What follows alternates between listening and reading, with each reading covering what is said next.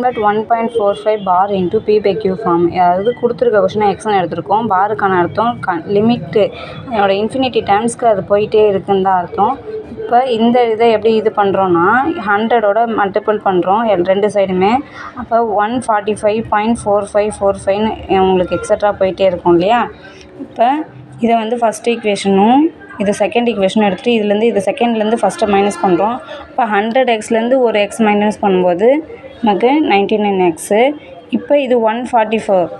இது இந்த பாயிண்ட்டுக்கு முன்னாடியும் பாயிண்ட்டுக்கு பின்னாடி தனித்தனியாக மைனஸ் பண்ணுறோன்னா இந்த 4545 எல்லாம் ஆஃப்டர் டெசிமலுக்கு அப்புறம் எல்லாமே கிளியர் ஆகிடும். அப்போ 145லேருந்து 1 போயிடுச்சுன்னா 144. இதுக்கு அடுத்து பார்த்திங்கன்னா இது எல்லாமே டெசிமலில் 14545 வருது, எல்லாமே 0 ஆகிடும் நமக்கு. அப்போ எக்ஸோட வேல்யூ 144/99 வரும். அப்போ இந்த 99ன்றது 9 டேப்பில் நமக்கு வரும், நல்லாவே தெரியும். 99 9 டேப்பில் 11 டைம் வரும், இது வந்து 16 டைம் வரும். அப்போ நமக்கு 16/11ங்கிறது தான் இதனுடைய 1.45 பார்னுடைய டெசிமல் ஃபார்ம். 16/11.